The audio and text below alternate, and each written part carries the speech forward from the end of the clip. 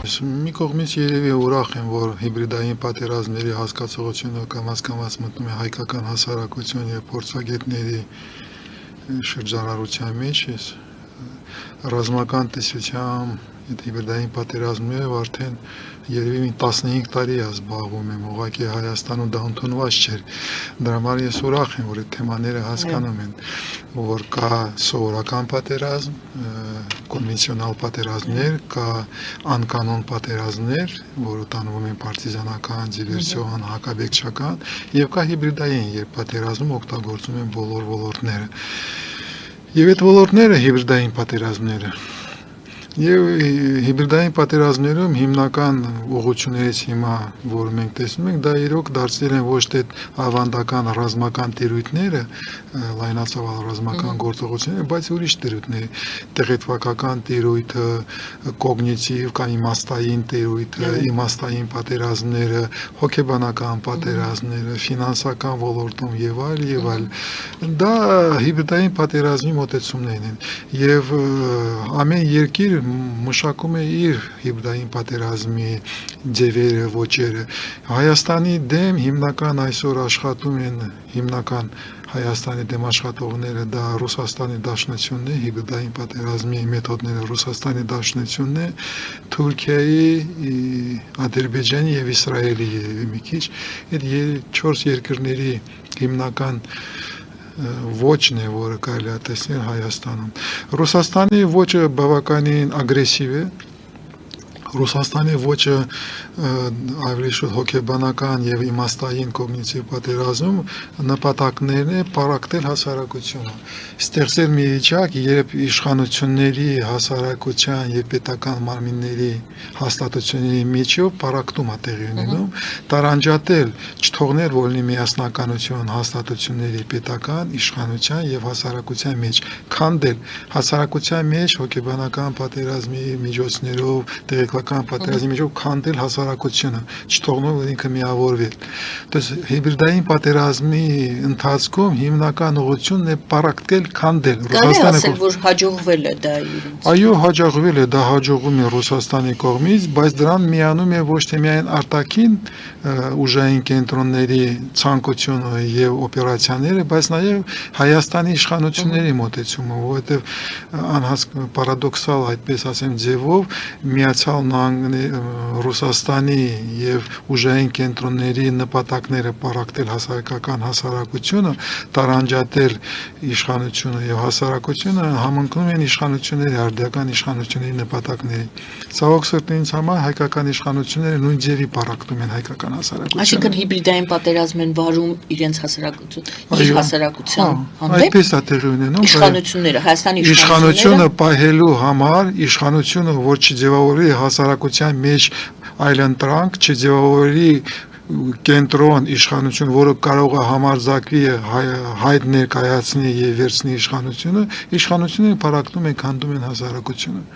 Դες այստեղ հակասություն կա, իշխանությունը պահելու համար թույլատրում ես քո հասարակությունը։ Եվ մենք ուղղակի պետք է կոնստատացնենք, ես կոնստատացնում եմ, որ ինձ համար իրական հասկանալի է իմ հասարակությունը, իմ ազգը ոնց է դիմադրում այդ մեծ սպառնալիքների եւ հարվածների, որովհետեւ շատ քիչ ազգեր կան։ Ինչ հնարան ունի ազգը։ Մեր մշակույթն է, դեմոկրատիությունը մեր մշակույթն է, մեր քաղաքակրթական հիմքերն է, որի վրա մենք կանգնած, մեր եկեղեցին է։ Այդ հաստատությունները, որը հազարամյակներում աշխատել են, թույլ են տալիս մեր դիմադրել այնտեղ, որտեղ մնացած այդքան պատմություն եւ ավանդույթներ չունեցող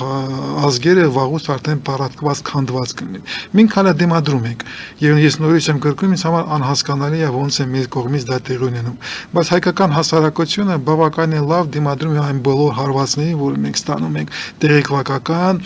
իմաստային եւ հոգեբանական պատերազմում։ Եվ այստեղ կայի ավելացնեմ, որ վերջի երևի 25 թվականից ես կամաց փորձում եմ կենտրոնանալ այդ ուղղության վրա, որովհետև այսօր մենք փաստորեն մեր դեմ գնում է վարում են պատերազմ, հոգեբանական պատերազմ, կոգնիտիվ կամ իմաստային պատերազմ, բայց Հայաստանը չունի հայեցակարգ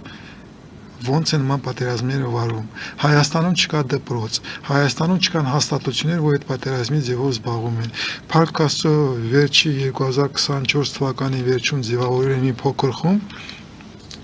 որը փորձում է այդ հարցերը առաջնանել եւ զարգացնել նման հայեցակարգ, նման տեսություն եւ ադապտացնել միջազգային փորձը Հայաստանի համար։ 2025-26 թվականը հաստատ կփորձենք կենտրոնանալ այդ հարցերի վրա եւ 26 թվականի վերջում 27 թվականում ես հույս ունեմ եւ Հայաստանում կձևավորվի նման հայեցակարգ, նման ռազմավարություն, ոնց Հայաստանը որպես ազգ, որպես պետություն ունեցող ազգ կարող է դիմադրել հոգեբանական, իմաստային, տեղեկատվական պատերազմներին։ Դա բավականին դժվար հարց է, որովհետեւ տեսական ոլորտում այդ հարցերը լուծված չեն,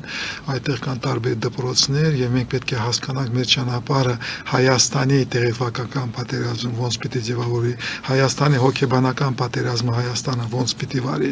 կոգնիտիվ իմաստային պատերազմը ոնց պիտի վարվի։ Դա բավականին խորքային հարցեր են, ես ուրախ եմ, որ կամաց ոտքի են կաղնում այն գիտնականները, որ այդ հարցերով զբաղվում են։ Միայն ես չեմ զբաղվում այդ հարցերով, որտեղ ես նորից կրկնեմ, մի 15 տարուց ավելի այդ հարցերով զբաղվում եմ, բայց ավելի շուտ զբաղվում եմ Հայաստանից դուրս ուժային կենտրոնների հետ աշխատելով։ Հայաստանում ցավոք սրտի այդ հարցերը այսօր նոր են ձևավորվում։ Պետք է հասկանալ, ընդունել, որ ման պարակտումը դա պատերազմի հետևանք է։ Մենք որպես հասարակություն, դուք որպես ժուրնալիստ, ես որպես փորձագետ գիտնական, պիտի փորձեմ բոլորին հասկացնել, որ այդքան պարակտված, իրար ազդող, այդքան դեպրեսիայի մեջ գտնվելը ոչ թե միայն պատերազմի հետևանք է, դա հետևանք է ռազմական գործողությունների իմ հասարակության, իմ ազգի դեմ։ Մեր դեմ գնում է հոգեբանական, իմաստային պատերազմ։ Առաջինը։ Պարակտումը դա հետևանք է։ Այդ առաջինը պիտի հասկանաս, ոչ թե ասես մեկ անգամ վատն է եւ այլ, չէ, դա պատերազմի հետևանք է։ Ոնց կարելի է դիմադրել, ոնց կարելի է հայկական հասարակության դիմակայունությունը բարձրացնել։ Եթե չունես պետական աջակցություն, երբ քո պետությունը միանում է, քո իշխանությունը միանում է այդ հարվածին եւ ներսին հարվածում, մնում է մենք որպես հասարակություն հիմնելով այն համայնքների մակարդակի վրա, այն ընտանեկան մակարդակի վրա, փոքր համայնքների հասարակության մեջ ձևավորվել, իրար ճանաչել, իրար վստահել եւ կառուցել այն բջիջները, որը դիմակայում են եւ քայլեր առաջացնել, քայլեր անել, որ տեղի ունենա կոնսոլիդացիա, то есть քո հասարակությունը սկսի հավաքվել։ Գիտակցել, որ պատերազմի հետևանք է, դու պիտի հավաքվես եւ սկսեն քայլ առ քայլ ջանքեր թափել, որ սկսեք հավաքել հասարակություն։ Այսինքն առաջինը գոնե պետք է լինի, որ գիտակցվի, որ տարբեր կարծիք ունենալը դա նորմալ է։ Չի նշանակում թշնամություն անելը եւ տարբեր կարծիքներ մինչեւ իրար ոչնչացնելուն գնալ կարծիքը տարած տանել։ Տարբեր կարծիքներ ունենալ դա բնական, առողջ մանավանդ էս մեր խառը վիճակը։ Խառը հայի համար հիմա մենք պետք չէ, մենք ավտորիտար ժողովուրդ չենք, մենք ավտորիտար ազգ չենք, մենք սովոր չենք այսրական մի թելադրանքի մի առաջնորդի տակ։ Մեզ համար դա բնական է եւ դա առողջության հիմք է եւ դու ունես բազմակարծիք մոտեցում, բազմակարծիք լուծումներ, որպես ազգ դու կարող ես ընտրել այն ճանապարհը, որը ավելի ապահովում է, ավելի ճիշտ է քեզ համար։ Այստեղ պրոբլեմ չկա։ Այստեղ պրոբլեմը այն է, որ դու պիտի հասկանաս այդ բազմակարծիքարությունը թելադրում է, որ դուք ունենալով քո կարծիքը, բայց ի վերջո հիմնական հարցերի շուրջ, ազգային հարցերի շուրջ սկսես միավորվել։ Միավորվես ընտանիքներով, միավորվես փողոցով, միավորվես պրոֆեսիոնալ կոլեկտիվներով։ Միավորվում են գաղափարի շուրջ։ Միավորվում են արժեքի շուրջ։ Մեզ համար որպես մեկ գաղափարի, մեկ արժեքի, մենք գուցե դա ենք կորցրել եւ խճճում են եւ Փաշինյանը ժամանակ առ ժամանակ իր գաղափարներն է առաջ բերում, որն է այդ ընդհանուր գաղափարը, որն է այդ ընդհանուր արժեքը եւ մարդիկ չեն համաձայնվում են, չեն համաձայնվում, բայց Փաշինյանը պետք է մեզ թելադրի, որն է այդ արժեքը, որի շուրջ կարելի է հավաքվել, որն է այդ հիմնական գաղափար, թե մենք դա չունենք հենց։ Դա է պետք չէ հորինել պրոբլեմներ, որը չկան ճակետներում։ Մենք ունենք ընդհանուր գաղափարները, արժեքները, որի շուրջ մենք կարող ենք, որի վրա կառուցված է հայ ազգը։ Դա ազատությունն է։ պետականությունն է, քո կրոնն է, քո հավատն է։ Այդ երեքը, կարելի է մի 4-5, այդ երեքը քեզ հերիք է միավորվել, համար դու պիտի լինես ազատ, անկախ, կառուցել Հայաստան որևէ ուժային կենտրոնի կայսրության ձեռքո չի։ Դու ունենաս քո պետությունը, վերականգնես քո պետությունը, հայկական պետությունը, հայոց պետությունը, եւ դու պահպանում ես քո ավանդույթները, քո պատմությունը եւ քո հավատը։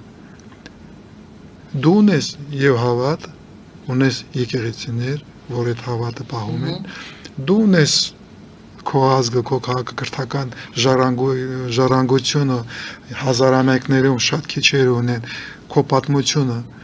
դու ունես քո աղետները, մեծ եղերնը շարունակվող, որը քեզ միավորում է, դու ամեն ինչ ունես, որի հիշողությունը միավորում է, դու ամեն ինչ ունես գայան է, ուղղակի քո միասնակությունը պարակտում են, եւ դու պիտի հակադրես, հասկանալիս, որ այն, ով հարվածում է հայ առաքելական եկեղեցու, ուրիշ եկեղեցիներն, ով պարակտում է քո պետության դեմ է դուրս գալիս, ով ասում է, որ դու ելք չունես, դու պիտի հանձնվես Թուրքիային, Ռուսաստանի, ուրիշ ուժային կենտրոնների ձեռքի տակ լինես, եւ այլ, դա ուղղակի հակահայկական են։ Դու պիտի հասկանաս եւ փորձես հակադրես քո միջավայրում, սպասելով, հույս ունենալով, որ այդ փոքր միջավայրները ի վերջո կգա ժամանակ կմիավորվեն, կոնսոլիդացիա տեղ կունենան եւ մենք ունենանք այլ ընտրանք, որտեղ իշխանությունները կլինեն ուրիշ։ Մենք ունենանք ընտրենք իշխանություններ, որը եւ ժամանակ երբ ունենանք հետ բերենք հայկայազգի վերահսկողության տակ հայկական իշխանությունը եւ հայկական պետությունը, այդ ժամանակ այդ հարցերը արդեն ավելի հեշտ կլուծվեն։ Մեզ համար հիմնական խնդիրն է ինձ համար, որ մենք որպես ազգ չենք վերահսկում հայկական իշխանությունը եւ հայկական պետությունը։ Նրանք գտնվում են ուրիշ ուժային կենտրոնների վերահսկողության տակ։ Մենք պետք է ազատվենք։ Հետ սովետական միության փլուզման ժամանակ մենք վերականգնել ենք դրոշը։ Մենք իհարկե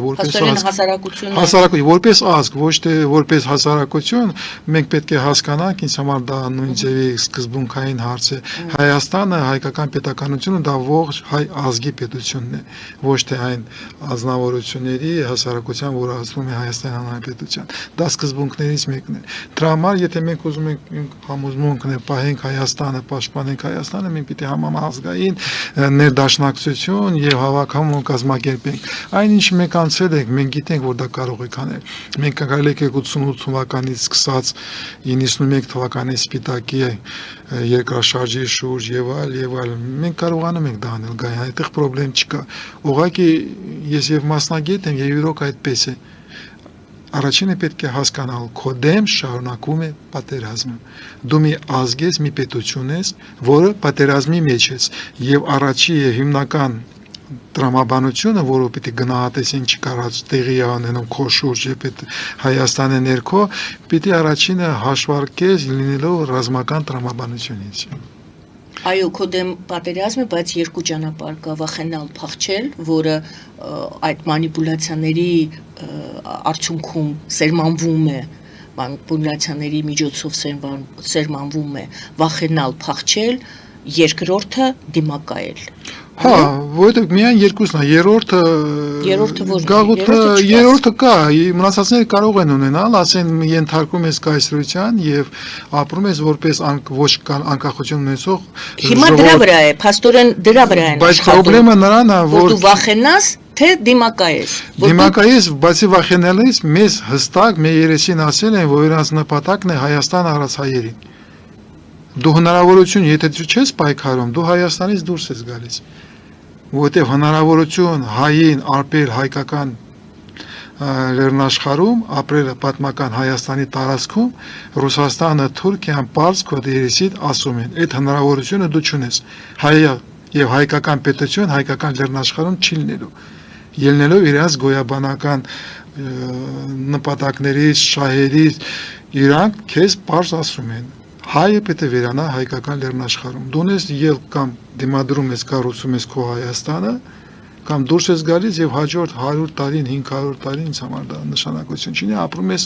Սփյուռքում։ Երրորդը, երբ դու մնում ես Հայաստանում, Եվ քեզ տալիս են հնարավորություն գոյատևես Հայաստանում,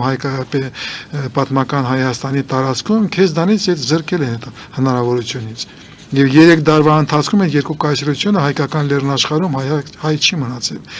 Մնացել է 27,000 կիլոմետրի հայերը, մնացած տարածքը արդեն մաքրված է հայից Գայանե։ Դա դարավոր կայսրական քաղաքականություն է, մեծ ռազմավարություն է, որ իրանք իրականացնում են։ Մենք որպես պետություն, որպես ազգ պիտի հասկանանք ինչ սպառնալիքի առջև կանգնած ենք եւ ի վերջո սկսենք զբաղվել Հայաստանով, լինառնալ հայակենտրոն, հավաքել մեր ուժերը, հասկանալով ոչ մեկը չկա, մեզ են ոչնչացնում եւ կառուցել այնպիսի պետություն, ունենալ այնպիսի պետություն, որը կարողանա դիմակայի նման սպառնալիքներին։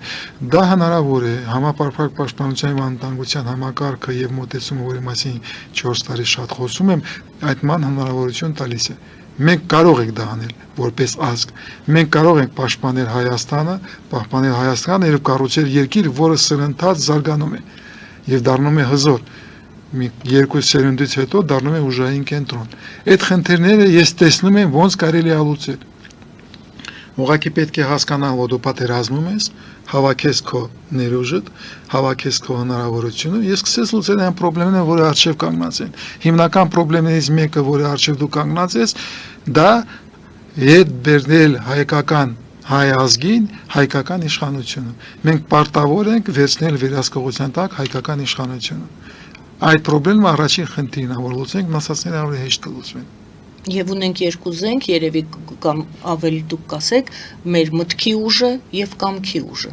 Մտքի ուժը, կամքի ուժը հիմնականն է, բայց մենք ունենք ներուժ, Գայանե, մենք որպես ազգ սփյուռքով մենք ահռելի ուժեղ ազգ ենք։ Մեզ համոզում են, որ մենք թույլ ենք, բայց ուժային կենտրոնները գիտեն, որ մենք հզոր ենք, եթե միավորվենք։ Ուստի մենք պետք է լուծենք միասնականության խնդիրը։ Այսինքն պարակտումը դա ամենամեծ գործիքն է, որով մեզ ուզում են կոտրած լինել։ Իհարկե, մենք պիտի նորից դառնանք մենք։ Հայկական պոետը վաղուց է ասել, ով հայ ժողովուրդ քո միակ փրկությունը քո միասնական ուժի մեջ է։ Փիրեշյանի ֆիլմը հայտնի, չգիտեմ, հիմա չեն նայել, մենք ոնց է հայ ազգը հավաքում, դասական հայկական ֆիլմ է։ Մենք նորից պիտի դառնանք մենք։ Հայեր լինելով ես, բազմա կողմանի հայեր չկորցնելով իրենց եսությունը, ինքնուրույնությունը, մենք պիտի նորից դառնանք մենք, հավաքվենք, որ կարողանանք պաշտպանել Հայաստանը եւ կառուցենք ուրիշ Հայաստան։ Դա լուծելի խնդիրներ են։ Մենք դա կլուծենք անպայման։ Պետք չէ հուսահատվել, դեպրեսիայի մեջ մտնել։ Երրորդ անգամ, չորրորդ անգամն եմ ասում, այս դեպրեսիան պատերազմի հետևանք է։ Քո դեմ գնում են ռազմական գործողություններ, հոգեբանական, տեղեկվակական, իմաստային տերույթներում։ Պետք է դիմադրել։